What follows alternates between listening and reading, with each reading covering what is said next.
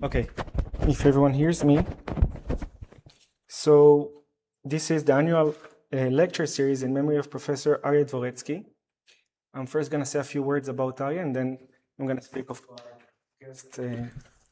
the speaker that we have. So the award was established in 2010. It's a distinguished lecture series consisting of 2 lectures on central topics in mathematics, and one is encouraged to be accessible to the general scientific community of the university, while the second has to be generally more specialized. This year we have extended the series, and Professor Dmitry Dolgopyat will be giving another specialized lecture in addition to the 2 broad audience lectures. The next one will be on Sunday. So a few words about Professor Dvoretzky. Professor Arya Dvoretzky was one of the first founding fathers of the Einstein Institute. He received his PhD in mathematics from the Hebrew University in 1941 under the supervision of Michael Fekete. Maybe some of you know the lemma. Appointed the professor of mathematics at the Hebrew University in 1951 and was first alumnus to obtain a full professor position in the university. Dvoretzky was a leading analyst and probabilist contributing to functional analysis, mathematical statistics, probability, game theory, and higher dimensional algebraic geometry. He was Dean of Faculty of Sciences in 1955, Vice President of the Hebrew University in 1959, founder and first director of the Institute of Advanced Studies of the Hebrew University. He was one of the founding members of the Israel Academy of Science, served as the president of the Weizmann Institute of Science, and as chief scientist of the Ministry of Defense. For his many achievements, he received the Israel Prize for Exact Sciences in 1973. Now a few words on our speaker, Professor Dmitry Dolgopyat from the University of Maryland. So Professor Dolgopyat specializes in dynamical systems. Amongst others, he has been awarded the Michael Breen Prize in Dynamical Systems and the Annals and Poincaré Prize in 2020. He has been elected as a foreign member of the Academia Europaea and in 2022 named Distinguished Professor at the University of Maryland.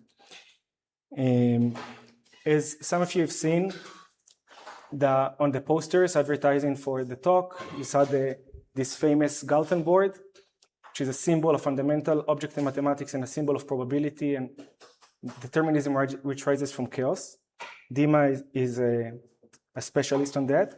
In fact, Dima's research has a personal relationship with the Galton board, as he used related models to solve a long time open conjecture on Lorentz gases, and also prove that for an infinite Galton board with probability 1 at sufficiently large velocity, the particle would return to its initial position. And another nice fact about Dima is that one of his first positions was here in the Hebrew University. Okay, so today Dima will tell us about local limit theorems for non-stationary systems. Thank you very much, Dima, for accepting our invitation. First of all, I wanted to thank SNIR and the selection committee for inviting me. It's always a pleasure to visit Israel because of here when I give a talk, I always get a lot of very interesting questions, and also I have a lot of collaborators here. And in fact, my results today, my talk today are going to be based on joint works with Omri Sarik from Weizmann Institute and with Yor Hafuta from Beersheba University, and Yor is here. And these 2 talks are for a general audience. So I will be talking about some basic notions in some basic objects in probability and dynamics, which today I'm speaking about local limit theorem. So let me recall that the local limit theorem is maybe one of the oldest results in probability. So it's going back to work with De Moivre and Laplace. So De Moivre and Laplace studied the local limit theorem for binomial distribution. So binomial distribution is a number of successes in n independent trials where p is probability of success, and they proved that if you take n trials and you consider the probability that you have k successes where k is close to the expected value n times p, and so if you divide, consider z is difference by k minus the mean divided by the standard deviation, then this probability is well approximated by Gaussian divided by the standard deviation. And proof of this relies on Stirling formula, which is like one of the first application of Laplace method for oscillatory for stationary phase method. In fact, one can take higher order stationary phase method, and one can get very precise, if one wants, one can get very precise description on probability with Sn is equal to k. So one can basically expand it to any order in 1 over n and get approximation based on just asymptotic formula for n factorial. And this was, as I mentioned, the first result about local limit theorem. And now the classical state setting of local limit theorem, if we consider the case of independent and identically distributed random variables. So if you have a sum of n independent and identically distributed random variables with zero mean and with, you say, covariance sigma square, when if variance is finite, when central limit theorem says that the Sn divided by the variance converges to the distribution function of standard normal random variable. So if you consider a probability with Sn visits interval of size square root of n, is approximately the same as for Gaussian random variable with the same mean and the same variance. And local limit theorem asks if the same approximation holds if instead of visiting intervals of size square root of n, we want to visit intervals of size 1, which is of a distance square root of n from the mean. And the answer yes. So this is a local limit theorem by Gnidenko and Stone, and the answer is yes. But now it is not always yes. There is obvious abstraction. So if your random variable is integer, as in the case of like number of successes in n trials, then you cannot hit interval which does not contain any integers. So in this case, if there exists some constant h and the two constants h and c such that xn with probability 1 takes value in coset of hz, then we only need to consider points which are admissible, and then for each admissible points we again get well approximation which is predicted by Gaussian approximation. So when the interesting case, interesting result, interesting new phenomena in local limit theorem comparing to central limit theorem, that you can have local distribution on the unit scale. It can be given either by Lebesgue measure or it can be given by counting measure on some sublattice. So, and these are all possible measures which one has. And there are, again, one can say that if you not in the sublattice, one can also compute next order approximation. So we can say that not only the leading term is given by Gaussian, but we also can compute the first deviations from this, and first deviations from this is going to be given by some Hermite polynomial times the Gaussian density divided by square root of n. And there is a theorem of Sn which was proven in 1940s, but this approximation here holds again if and only if the random variable is not lattice. If random variable is lattice, when Sn has jumps of size 1 over square root of n, and then we cannot have a good approximation by order 1 over square root of n before jump and after jump. So this is obviously having big jumps provide abstractions for local limit theorem, but yes. So these are, the abstraction gamma is, so here for abstraction is where should exist a third moment. We have I didn't have finite third moment because gamma is exactly the third moment. There are some. So this is maybe there is it is extension of. So it is extension of Berry-Eisen theorem. Berry-Eisen theorem says that the deviations, if you have finite third moment, when the deviations are of order 1 over square root of n, and Eisen theorem says that in fact the next order can be exactly computed unless your random variable is lattice. And so now in my talk today I want to discuss free questions. What happens if we don't assume that the sums are stationary? What happens if we, instead of independent random variables, we consider weakly dependent random variables? And what can be said about second, third, and so on, order terms in non-lattice cases? And of course, for each of these questions, there are some research. So one can give maybe one semester course on this, or write a few hundred-page monograph on each of these questions. So, but I have only limited time, so I'm going to just discuss, for each of these questions, I'm going to discuss the simplest possible formulation and just try to illustrate the new phenomena which can appear in each of these questions. So this is my plan.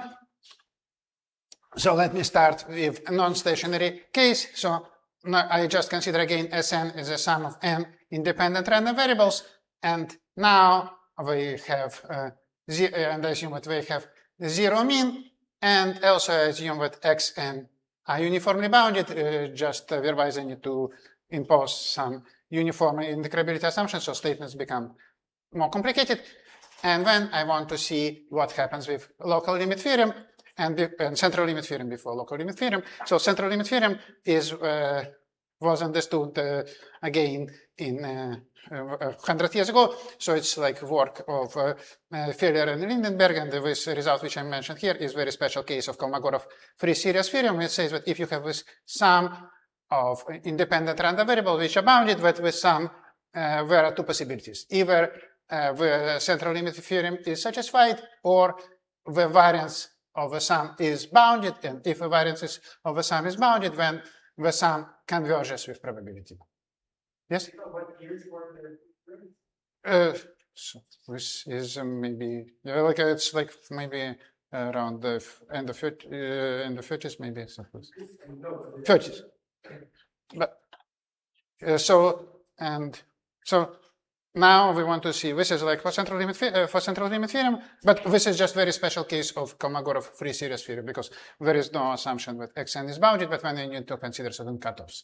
But I want to just apply this theorem for to see that the necessary condition for central limit theorem is that variance is infinite. If variance is not infinite, then basically some terms can be convergent, and then if the terms can be convergent, when each individual term would be significant comparing to the whole sum, and then you cannot expect any universal behavior. So this is clearly abstraction, and then this Kolmogorov free series theorem says that there are no other abstractions for central limit theorem in this case.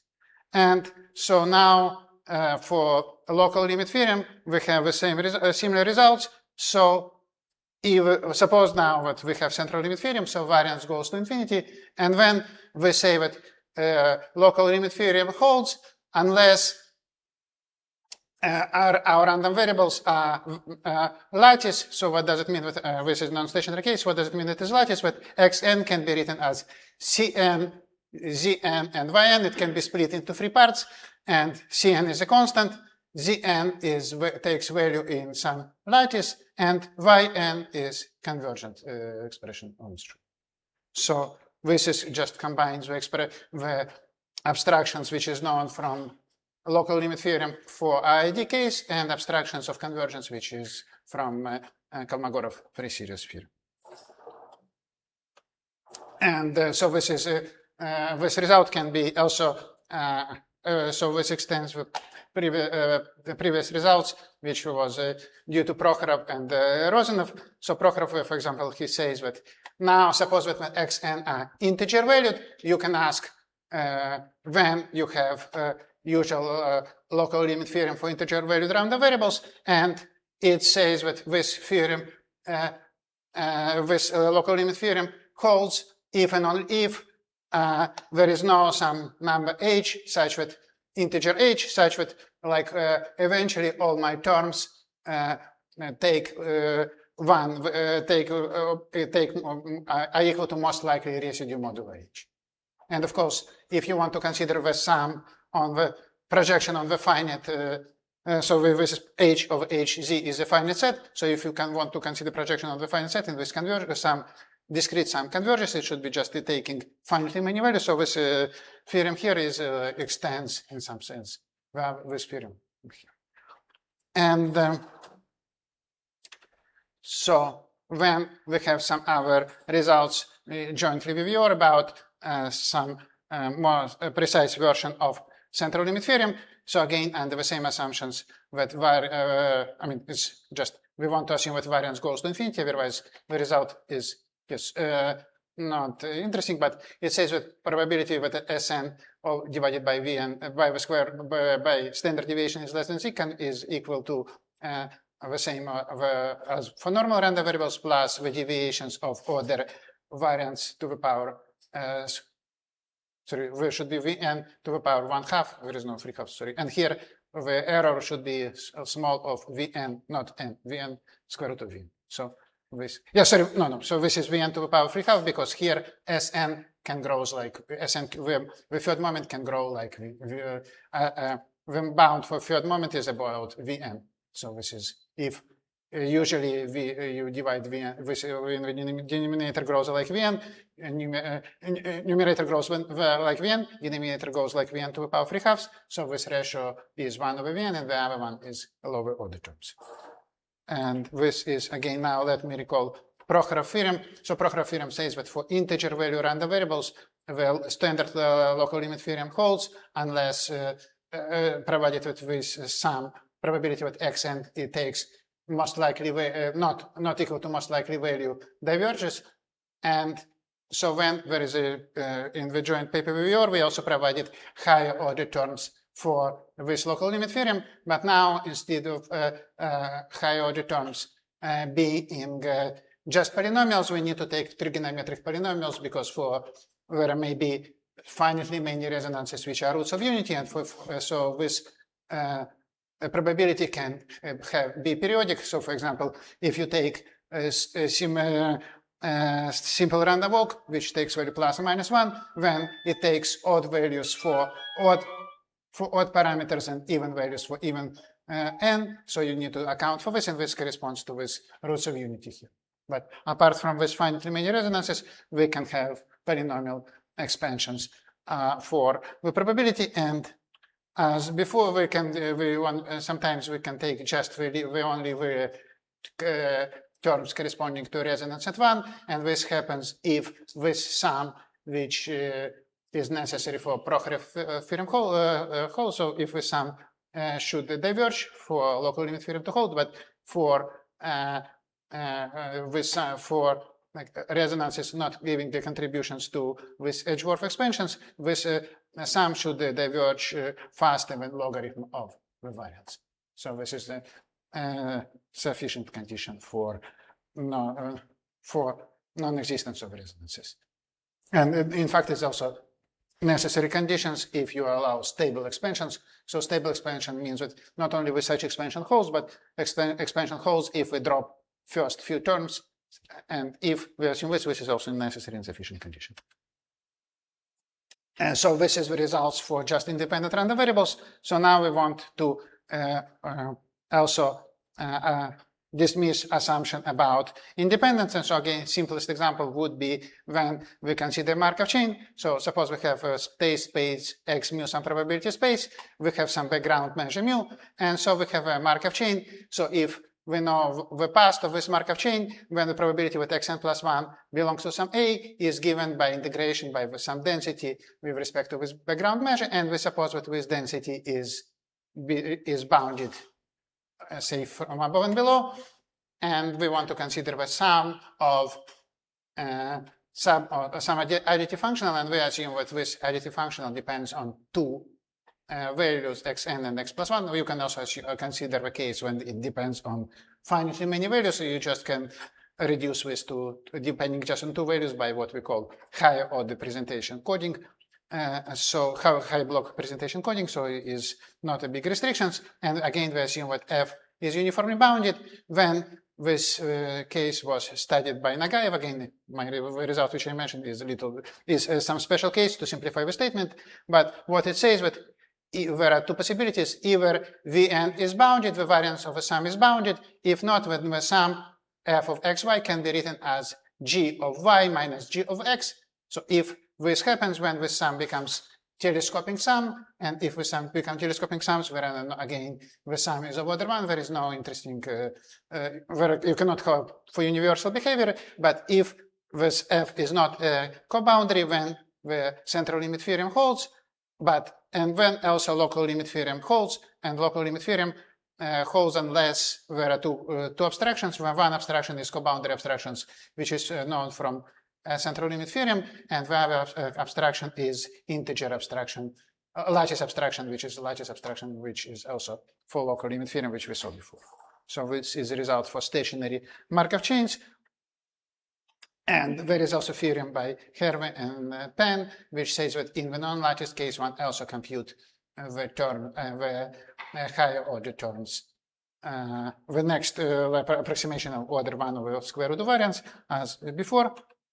And now I want to consider the case when we have non-stationary Markov chains. So non-stationary Markov chains, now we allow our transition probability and Fn, the additive functional, to depend on time, but still we want to have uniform bounds. And then there is a theorem which was maybe goes again. This result is very special case of these papers, the Dobrushin thesis, and some more recent proof given by Situraman and Varadan. But what it says, what central limit theorem holds in this case, unless we can split our additive functional as a sum of two terms. One term is a co-boundary term, and one term is a converging term. So this is we call martingale co-boundary decomposition of our additive functional.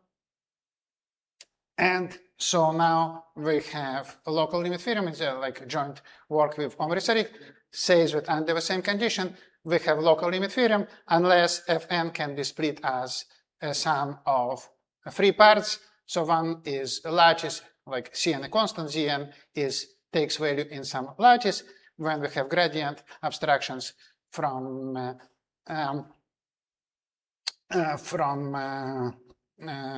CLT, and we have co-boundary, we have abstraction in this terms of converging sum. So this abstractions comes from non-stationarity here.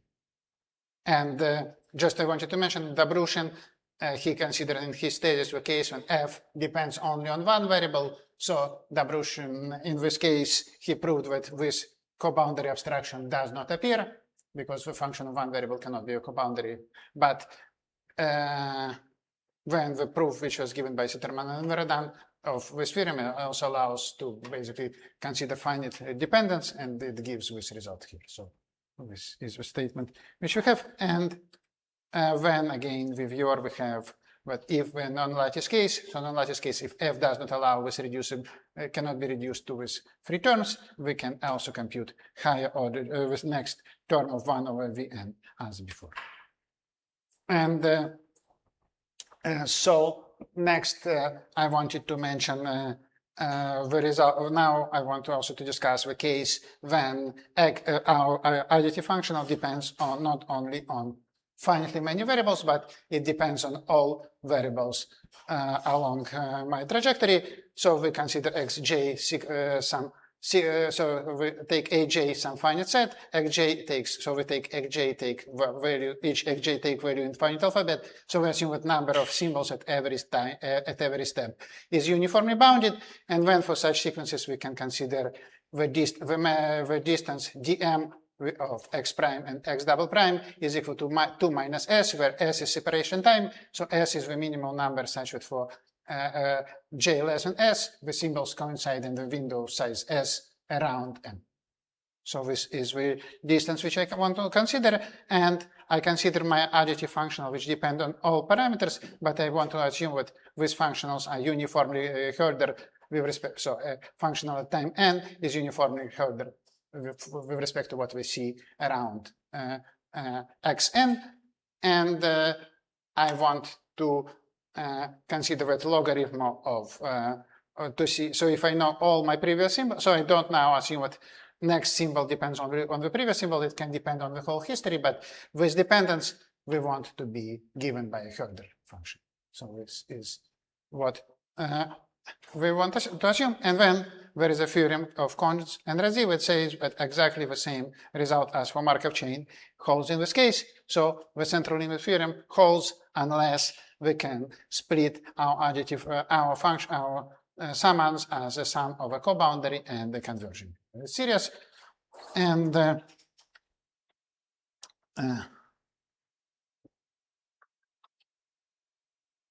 when we have the theorem with joint paper with your Kafuta, which says that also local limit theorem holds again the same as the Markov chain, unless we can split our summands as a sum of three abstractions, the lattice abstractions for local limit theorem, gradient abstractions because of non-stationarity, because we have not independence, and with convergence abstractions because we have non-stationary sums, non-stationary sequences.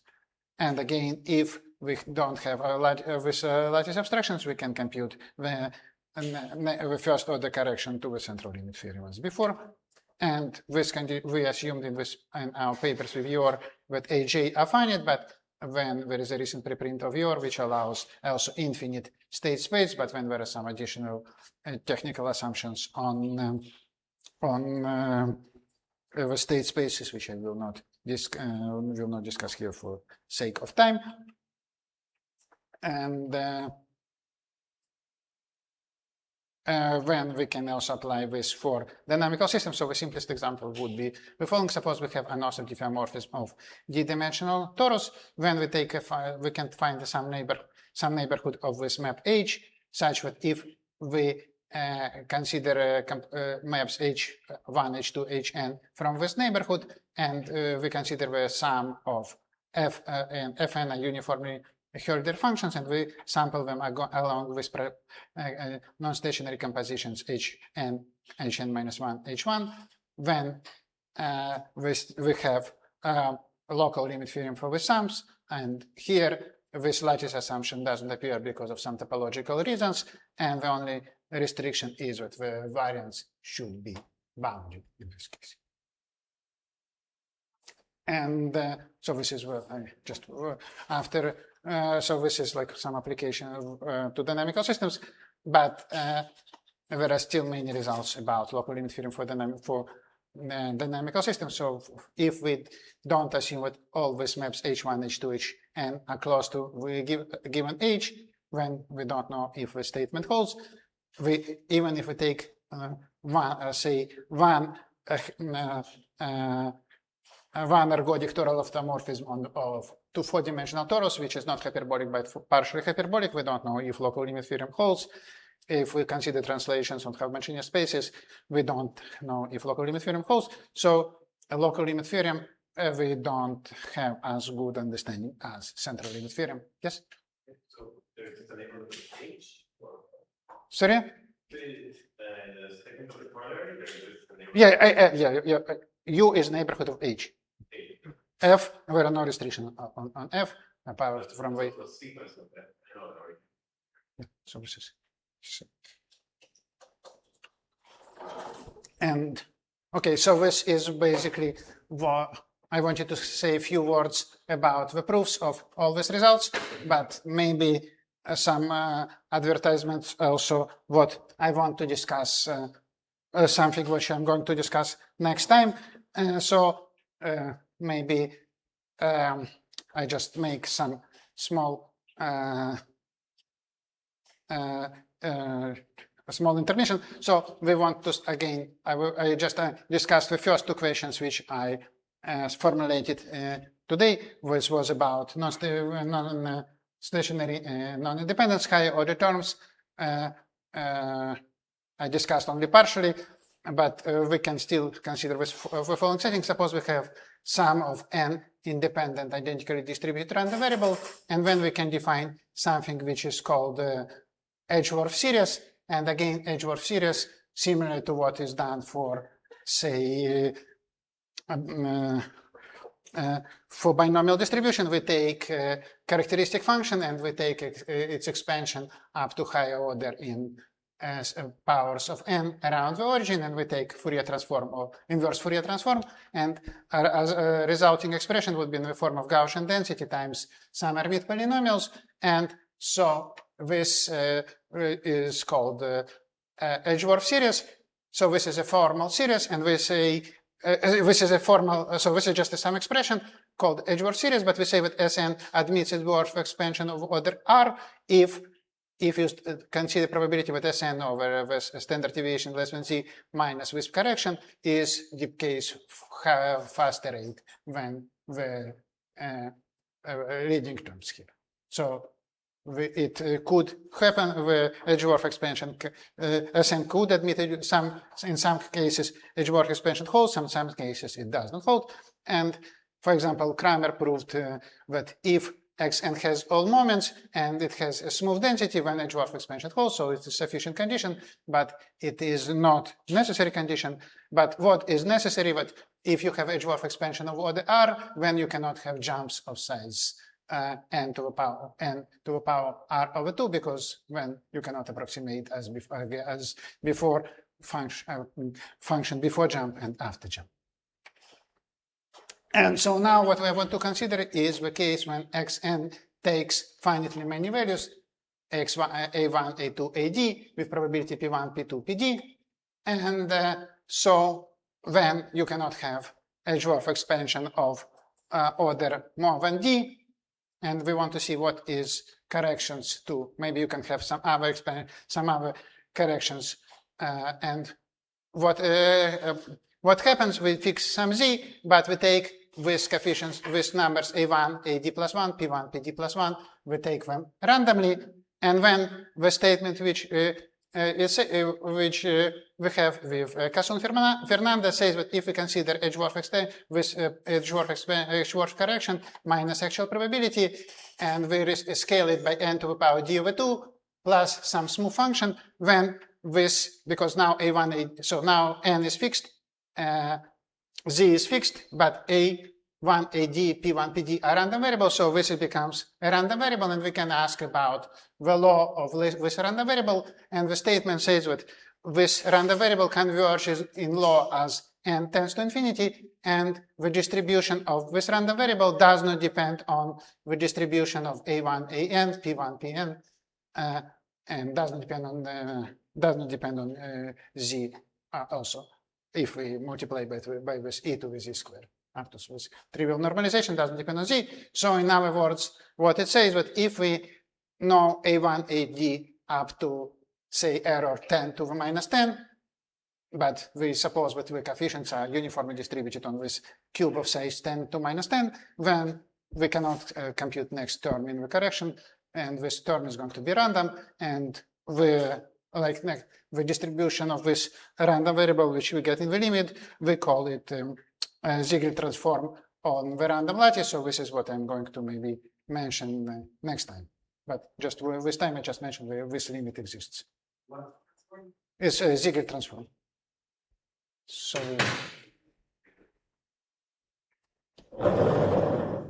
I will discuss it, define it next time, but just to see. But what I wanted to do today is just to say a few words about the proof of this local limit theorem. So maybe I will start with so for Markov chain. So my setting would be, so I have X n will be finite, an will be finite state spaces, and then we have some probability P n I j. So where uniformly bounded from below, and we want so this is probability to go from I to j, and I want to consider Xn the corresponding Markov chain, and we want to have the corresponding Markov chain, and when we consider Fn are uniformly bounded random variables, and we want to consider Sn, which is sum n from 1 to capital N, f n of xn plus 1, and we want to prove that this sum satisfies local limit theorem unless there are some abstractions, and there are three different abstractions. There is a lattice abstraction, the co-boundary abstraction, and there is variance growth abstractions. So we want to have see how to if these abstractions do not hold, then we want to have local limit theorem, and so we need to understand how to rule out these abstractions. So maybe we start with some reminders from calculus, how to remind co-boundary abstraction. So if we want to, we have some additive function of fn xn plus 1, and we want to see maybe if it can be written as cn plus gn of xn plus 1, gn plus 1 minus gn of xn. So we have some function like this, and we want to see if it can be decomposed as a co-boundary up to. And in principle, if this holds, when we can find gn plus 1 from, if we know, if there are no abstraction up to time n, we can find gn plus 1 given fn plus 1. But if we pointed, depending which n we take, which xn take here, we can get different values of fn, and it can cause us a problem. So, but what we can do, we can consider some sequence, like we consider all, say, cycles like this. We take xn, and when we take two different values here, and xn plus 2, so all cycles of this form, and if fn is a co-boundary like this, then we can write with f and here plus fn plus 1 here. If we add these two expressions, we get the values of g and the boundary, the difference of value of g here minus values here up to this constant terms, and the same thing is going to be here. So if we consider gamma of, so this, if we have this cycle here, then we can consider balance of the cycle, which is obtained by taking f in these directions like this, and this should be equal to 0 if. So if f is a co-boundary, f is a co-boundary, then the balance of each cycle is equal to 0. And then also converse statement holds if we have the balance of each cycle is 0, then we can choose at each time n one distinguished vertex, which we can call origin, and then we can use this origin to define f and we can define g x n plus 1 as f of 0 x n plus 1. This is just like this. And now we can consider xn plus 1, and we consider the balance of this cycle. And if we see the balance of the cycle, we see that f of n of xn plus 1 is written as gradient of g plus maybe f n minus 1. So we have that this vanishing of the balance of every cycle gives us necessary and sufficient condition for the function to be a co-boundary. So we want to see how close our function to being co-boundary. So we can define something which we call structure constants. Um is going to be maximum over all cycles of this type xn from xn to xn plus 2 of the balance of this. Some questions? And we can also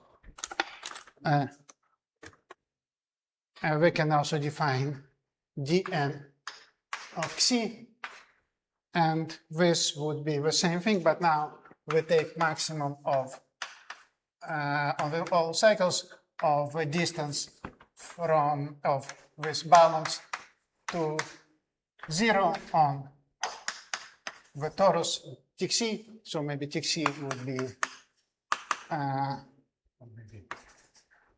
is going to be R over 2 pi C times Z. So we can define these constants here, and we also can define corresponding sums un and dn of Xi. So this is going to be the sum n from 1 to n un square. And Do you mind maybe explaining again, please, the definition of these two parameters? with parameters, I just take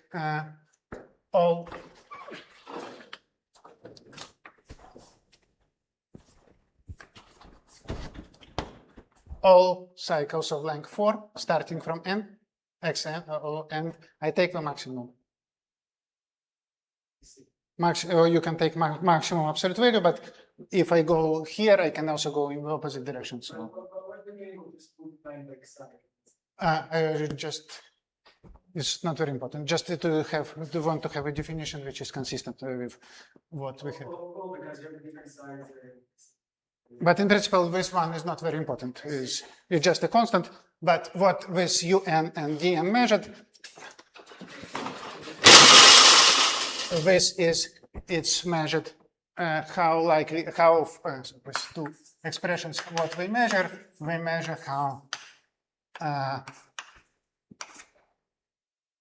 how close our function to being co-boundary, and this one is how close it to being a sum of co-boundary and integer valued and lattice valued function. So this is because we're projecting on the torus, on the circle.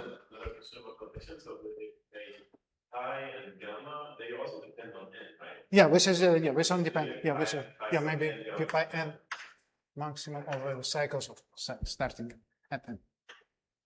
And so this is fine. And so what we have here is just lemma 1. It's maybe has two parts. It says that Fn can be written as Cn plus gradient of Gn plus Fn tilde with variance of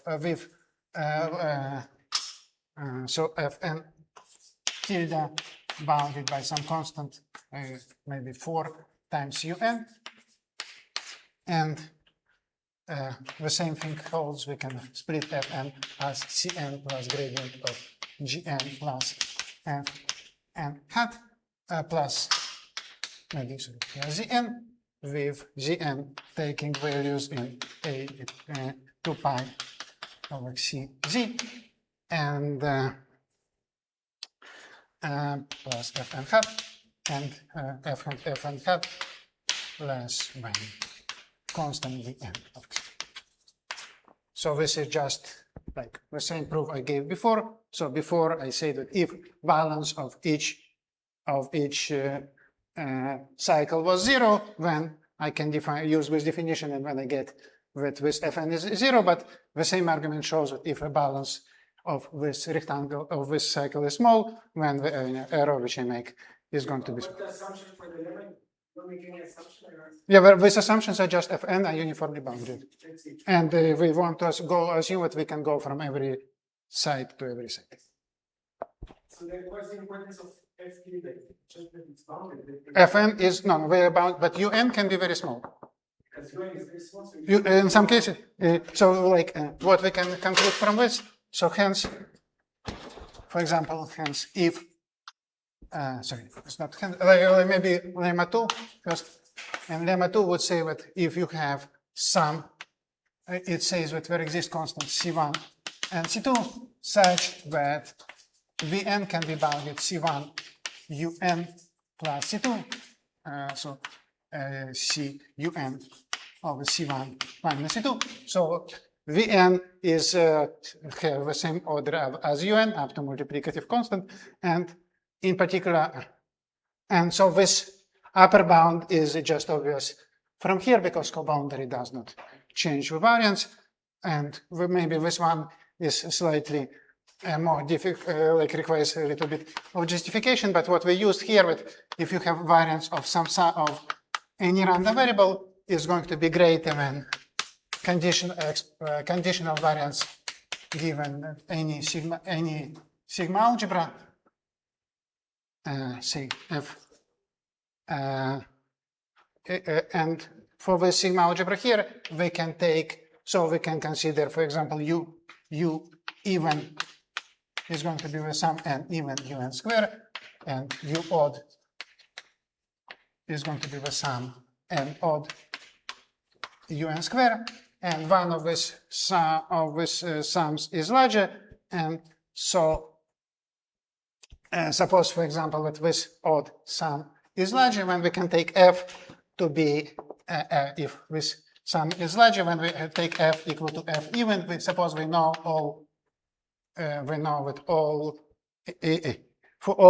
value of our Markov chain at all even times, when conditionally on this, the values of at odd times become independent random variables, and so the variance of the sum is going to be the sums of the variance. And now we use that if you have y is a random variable, when the variance of y is equal to expectation of y1 minus y2 square over 2, where y2 are independent and having the same law as y. And maybe explain again why we should think of U as being small. U is the variance. Why should we think of the variance as small? Yeah, this one is not, but what this lemma here says exactly this. Yeah, this is not obvious a priori, but what we say here is variance is the same order as. Yeah, but then, for instance, the variance might be small. The function might be small. The variance without any additional assumption, it just happens to become simple.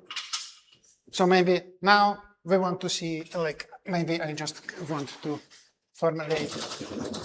I don't know, maybe I can remove this.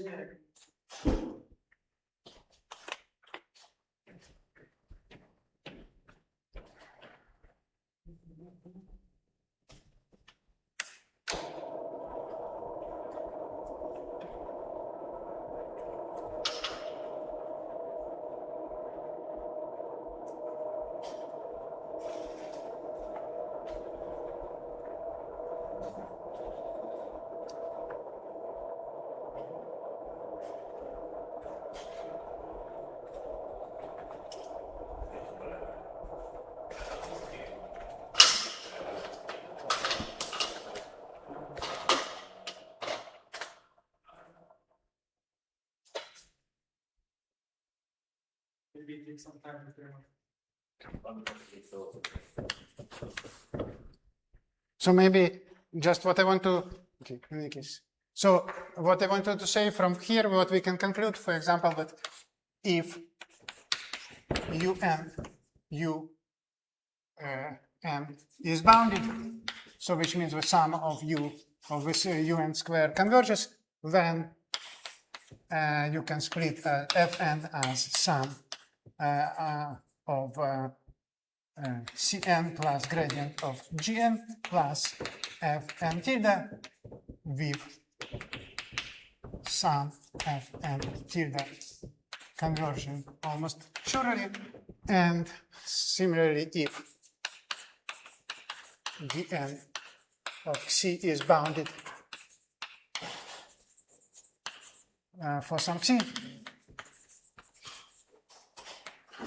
when Fn can be written as sum of Cn plus gradient of Gn plus Fzn plus Fn hat, where Zn belongs to 2 pi Cz, and sum over n Fn hat converges almost. So this is in this sense union measures how far our function is being from the boundary. Yes, this is like very precise statement how this.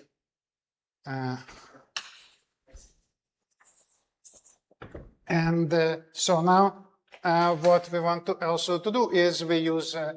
So we want to study a characteristic function of our random variable Fn maybe of x0 is going to be expectation starting from x0 of e to the I c Sm, the characteristic function.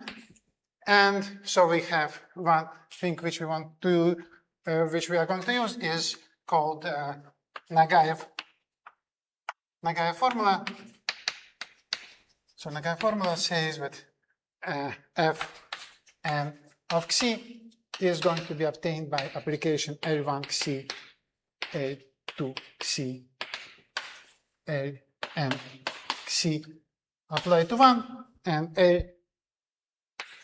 Ln xi is a twisted generator, so it's operator h defined at it's defined on the space x at time n, so it's going to be expectation starting from xn of e to the I xi f n of xn plus 1 of h of xn plus 1. So it is it acts on functions on space n plus 1 and moves on to functions time n. So we can define this function. We can show this formula by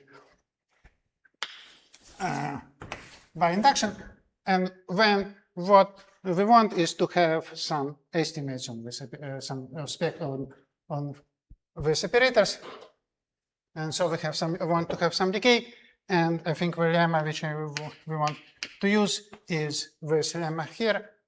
Is we'll say with L, if we take n minus 1, if we take 4 different operators, n plus 1, and n plus 2 xi, when there is some cancellation, this norm is bounded by e to the minus c dn of xi, and dn, so this is the bound which we have.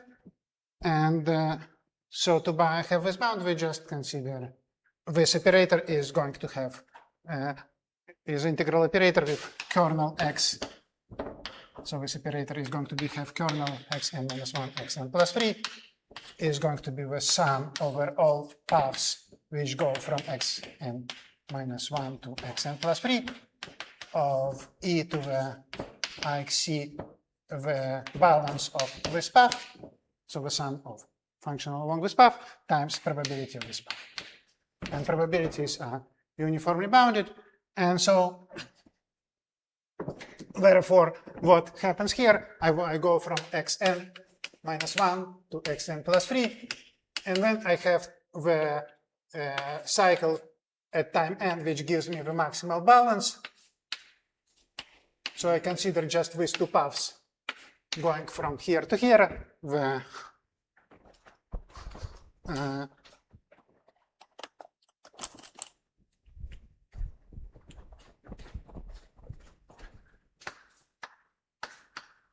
top green path and bottom purple path, and this, yes? What is this definition of the expectancy with respect? What's the measurement associated with xn? So this is so a of h of xn is going to be the sum over all xn plus 1 probability xn xn plus 1 e to I c f n xn plus 1 h. In other words, it's a transfer operator and the potential is complex. Yeah, so transfer operator usually, this is we call generator, but transfer operator is just inverse. If we consider reverse Markov chain, then we call it transfer operator.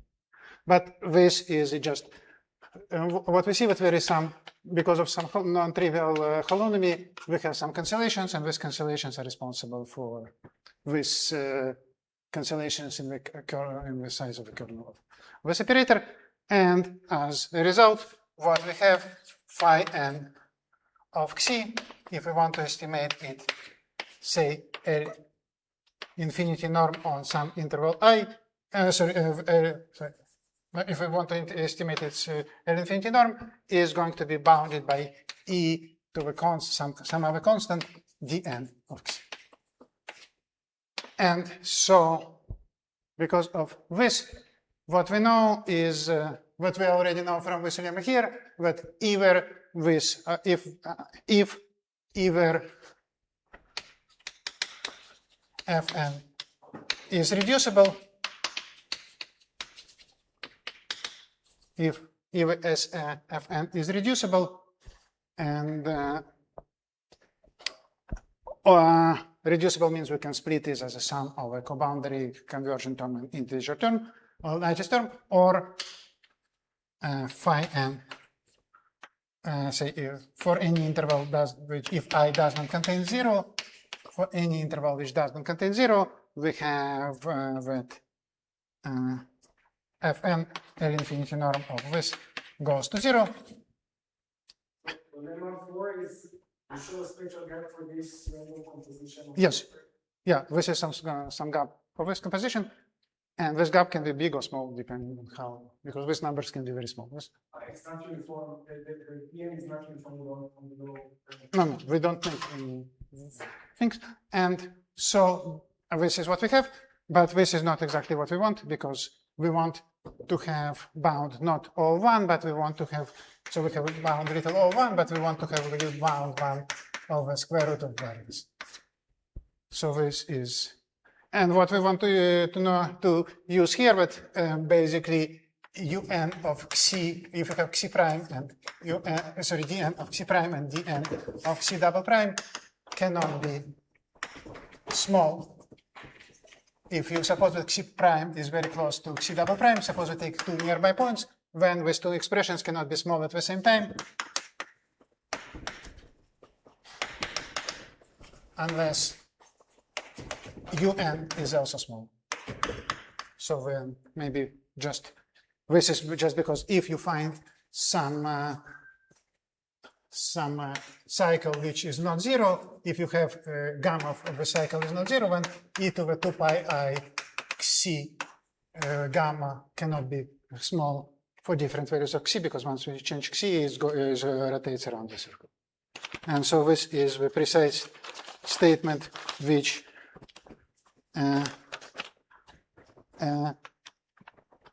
so the precise statement which we have is the following. If you take, so the precise statement which we have, lemma 5, says that dn square of xi plus delta can be estimated by 2/3 of un square minus 2 delta times dn of xi un. So here important thing is, suppose provided delta is smaller than some delta naught, depending on my variance, my upper bound of my functional, and so basically using this, that you have some growth given by variance, when we can show using this, that if you take a characteristic function and you take L1 norm on some interval, then it's bounded by L infinity norm times divided by square by plus maybe some terms which are small comparing to powers of Vn. And so given this, we can see, we get that if you have either you have a reducibility or characteristic function is small as we want, and this finishes the proof in the case when we have Markov chains. And, okay, so I think my time is up, so I want you just to thank you for attention.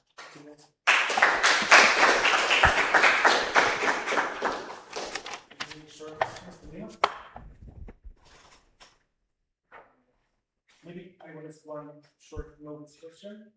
So what's the relationship between the properties you show here? It's a bit like some Fourier coefficient, but I'm trying to see if it relates to Fourier decay for some background measure, just as a heuristic, not a technical explanation.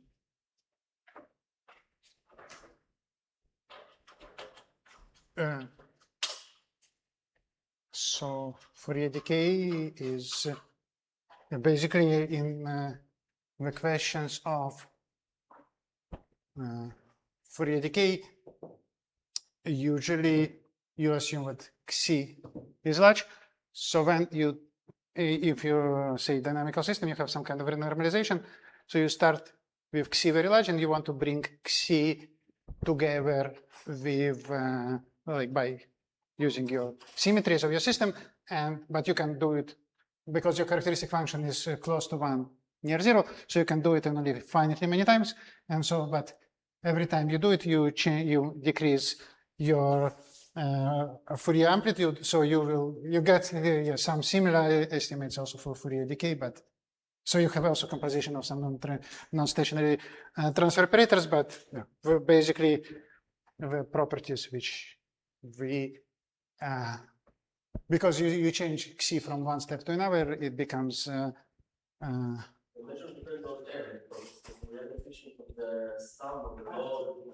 I know. My question was the sum. yeah. So basically, there are you can have basically you can restate in some Fourier decay for some self-similar systems as equation about decay of some compositions of transfer operators, but the difference with here Xi is fixed. In our case, the Xi is going to change at every step of renormalization, so it's something different.